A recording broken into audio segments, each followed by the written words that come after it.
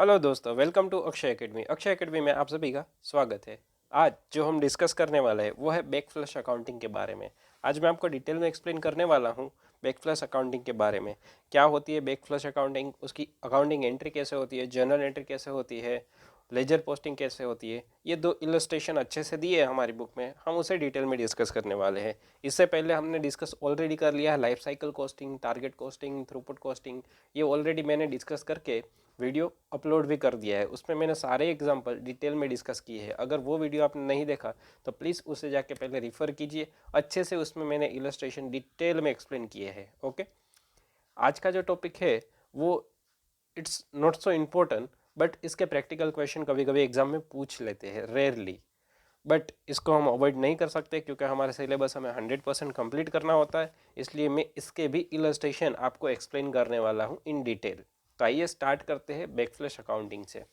Now, ये word आपके लिए नया है, बैक फ्लश अकाउंटिंग। सर ये क्या होता है, बैक फ्लश अकाउंटिंग मतलब क्या? सर पहले आप हमें कंसेप्ट बता दो, फिर आप डायरेक्टली हमें क्वेश्चन कराओ, क्योंकि मेरी पैटर्न यही रहती है कि मैं एक ईजी लैंग्वेज में आपको कंसेप्ट बता देता हूँ, देन मैं आपको क्वेश्चन करवाता हूँ उसके। तो हम पहले कंसेप्ट जान लेते हैं, फिर हम उसके क्वेश्चन करेंगे। मैं जब आपको कंसेप्ट बताऊंगा तब आपको ये सारी थियरी पढ़ने की कोई ज़रूरत नहीं है। खाली दो वर्ड्स याद रखने हैं और पूरा हमारा चैप्टर ख़त्म। ओके, और दो क्वेश्चन करने हैं, वो भी मैं डिटेल में आपको एक्सप्लेन करूंगा। इन शॉर्ट 20 to 25 मिनट में ये चैप्टर ओवर हो जाएगा। ओके, ये स्टार्ट करते हैं। पहले मैं कंसेप्ट बता देता हूँ सर क्या होता है बैक फ्लश अकाउंटिंग। जैसे मैं अकाउंटिंग, नॉर्मल अकाउंटिंग की बात करूँ या तो कोई भी प्रोडक्ट का प्रोडक्शन प्रोसेस बताऊँ आपको, तो सबसे पहले हम क्या करते हैं, रॉ मटेरियल लेते हैं मार्केट में से, फिर उस पर लेबर्स एंड ओवरहेड्स लगाते हैं। मतलब हम, जैसे मुझे एक, ये मुझे कवर बनाना है मोबाइल के लिए, तो मैंने इसका रॉ मटेरियल लिया ना। रॉ मटेरियल लेके मैं क्या करूँगा, जो भी लेबर मशीनरी उसमें मैं डालूंगा और एक शेप का बनाने वाला हूँ, क्योंकि मुझे मोबाइल की साइज़ वाइज, उसके जो कितने कितने होल करने हैं, क्या पैटर्न रहेगी, ये सारे यूज़ करके मुझे क्या बनाना है, एक फाइनल प्रोडक्ट बनाना है। तो मैं उस पर लेबर्स लगाऊंगा और मशीनरी और सारी में यूज़ करके मैं एक फिनिश प्रोडक्ट बनाऊंगा। देन उस फिनिश प्रोडक्ट को मैं मार्केट में सेल करूंगा। जनरली ये प्रोसेस होती है।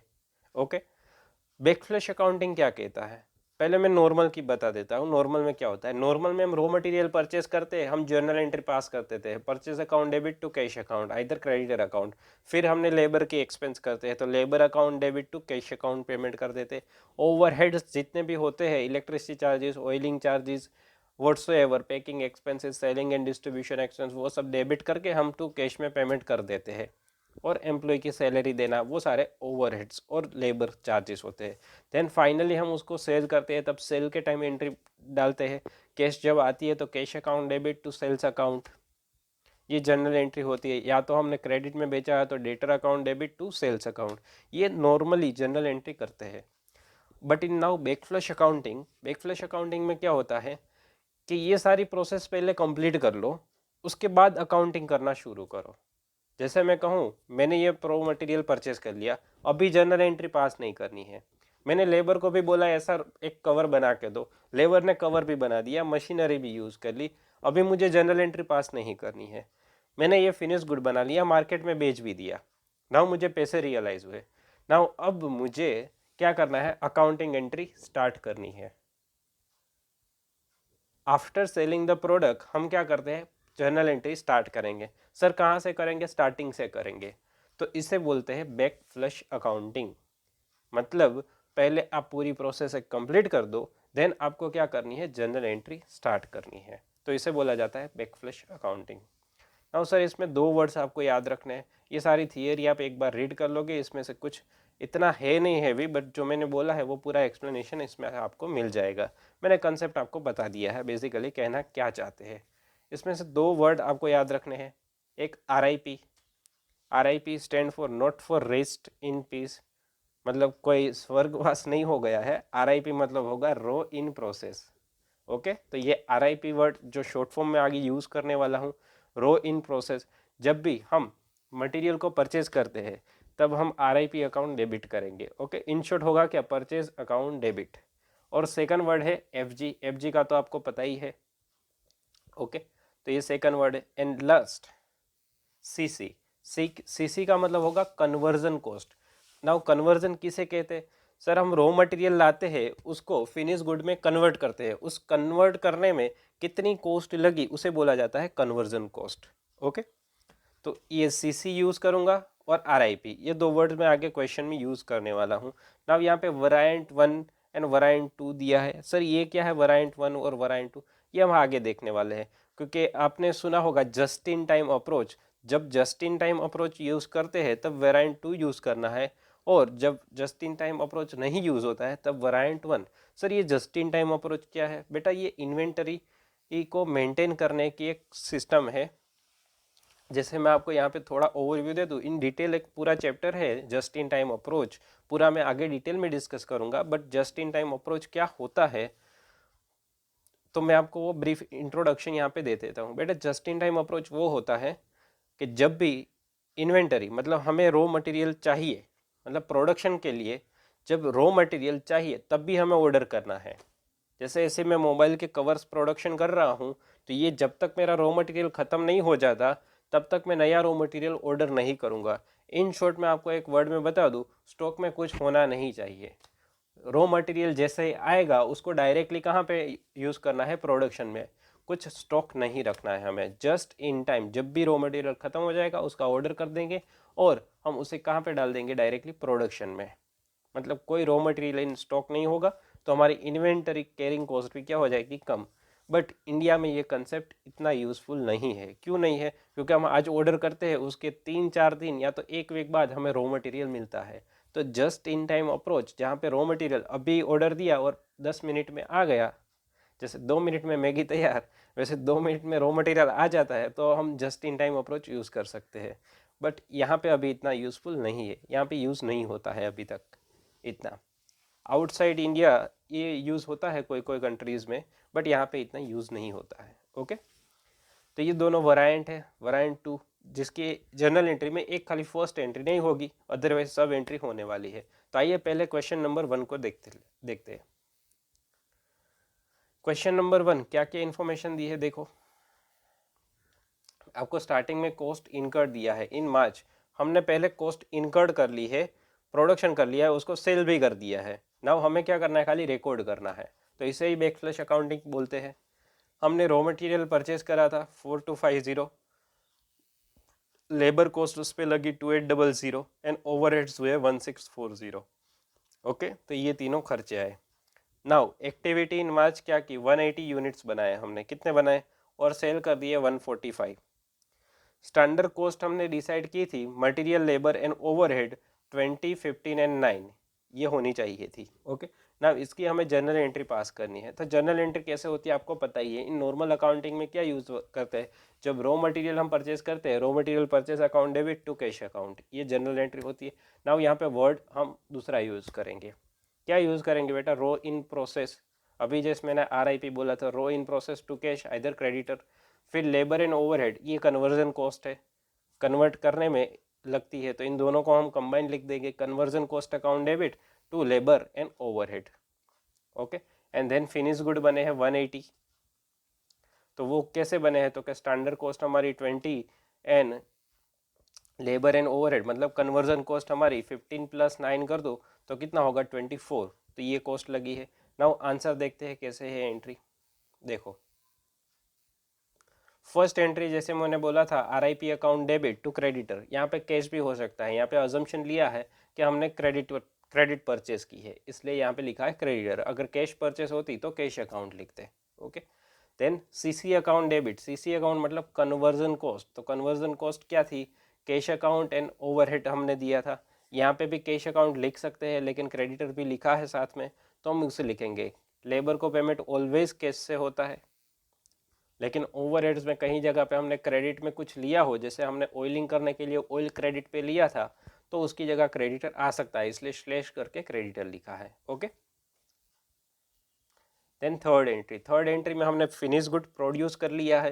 नाउ फिनिश गुड प्रोडक्शन हुआ, उसकी कॉस्ट कितनी है? 44 रुपीज़। कैसे पता चला? सर ऊपर दिया है 20 + 15 + 9 करोगे कितना होगा? 44।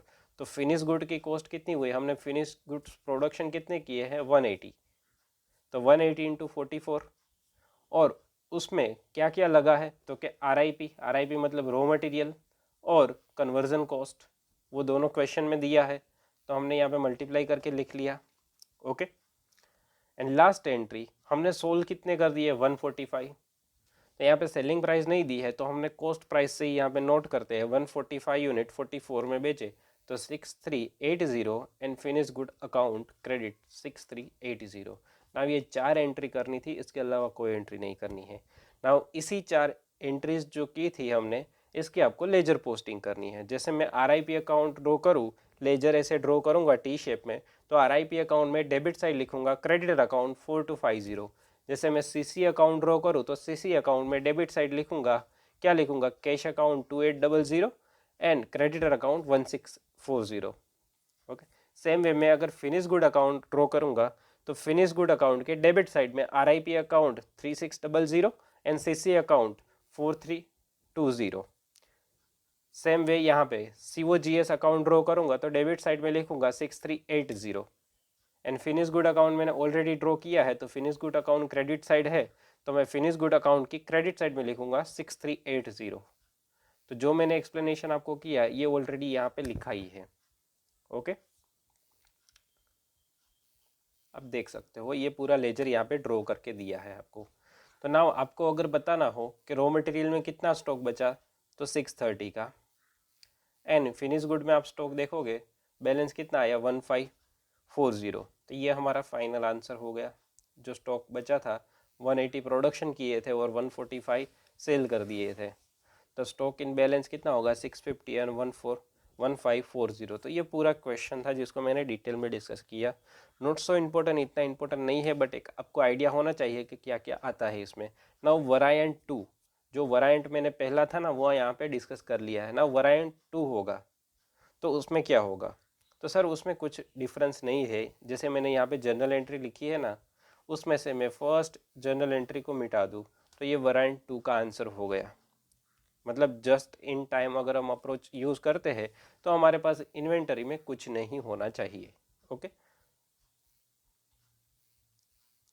अब देख सकते हो यहाँ पे जनरल एंट्री स्टार्ट कहाँ से हुई है, देखो CC account, FG and last हमने सेल वाली एंट्री पार दिखा दी।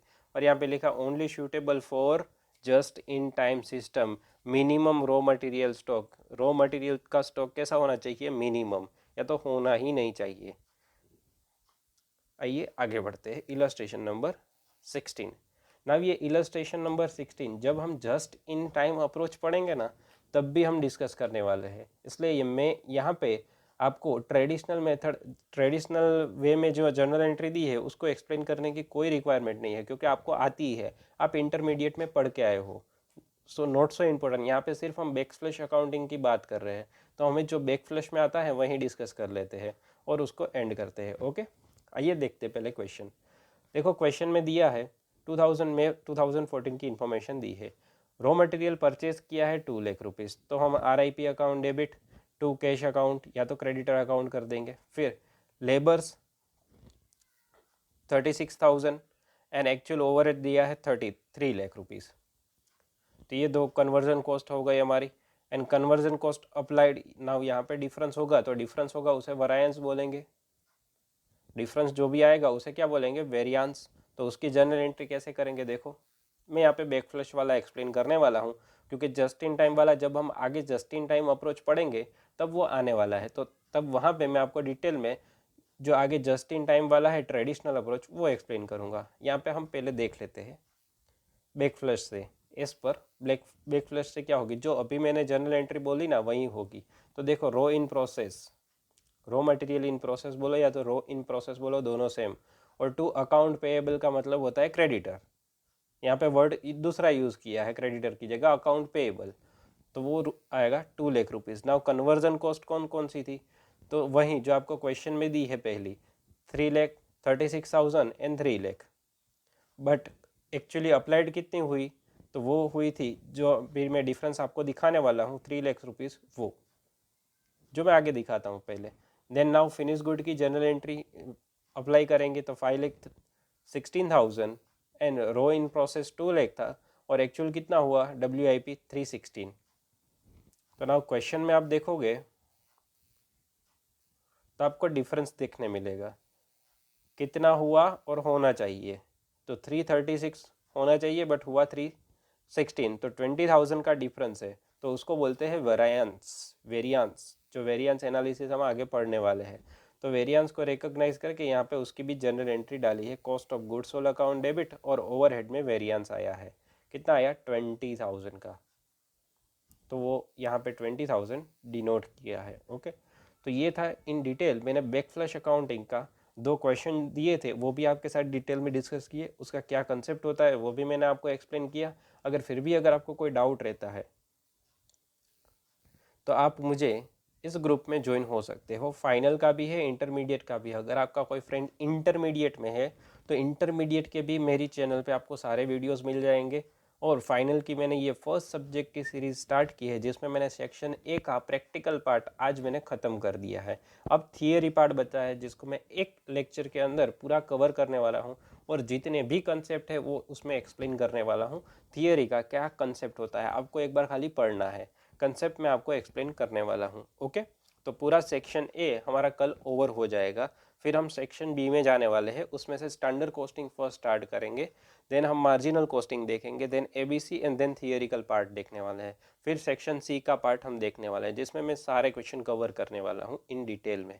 ओके, और कोई भी डाउट रहता है आपको तो व्हाट्सएप ग्रुप ज्वाइन करके उस व्हाट्सएप ग्रुप में अपना क्वेश्चन डाल दीजिए, और वहाँ पे आपने क्वेरी सोल्व कर सकते हैं। तो इस ग्रुप का आप पॉजिटिव यूज़ कर सकते हैं, जिसका लिंक मैंने डिस्क्रिप्शन बॉक्स में दे दिया है। आप वहाँ से डायरेक्टली ज्वाइन हो जाइए और आपके क्वेरी सोल्व कर दीजिए अपनी डायरेक्टली। अगर कोई सब्जेक्ट में आपकी मास्टरी है और कोई आप बच्चा आपको पूछता है तो आप उसका रिप्लाई कर सकते हैं आसानी से। ओके, मोर देन 50 और 200 स्टूडेंट दोनों ग्रुप में ज्वाइन हो चुके हैं, तो आप भी इसमें आ सकते हैं। ओके, और वीडियो अगर अच्छा लगता है तो अपने दोस्तों के साथ भी शेयर कर दीजिए। सबका साथ सबका विकास, अगर आपको भी कुछ बेनिफिट होता है तो अपने दोस्तों के साथ भी शेयर कीजिए इसे। Okay, thank you for watching and channel को सब्सक्राइब करना, वीडियो को लाइक करना ना भूलें। मिलते हैं नेक्स्ट लेक्चर, जो कि मैं थियरी आपके साथ डिस्कस करने वाला हूँ सेक्शन ए की। ओके, उसमें कंसेप्ट डिस्कस करने वाला हूँ, नॉट सो इन डिटेल, कि आपको अगर कंसेप्ट पता चल गए, एक बार रीड किया तो आपका पूरा अच्छे से आ जाएगा और पूरा दिमाग में छप जाएगा। इन प्रैक्टिकली मैं आपको समझाने वाला हूँ। ओके, मिलते हैं नेक्स्ट वीडियो में, तब तक के लिए धन्यवाद।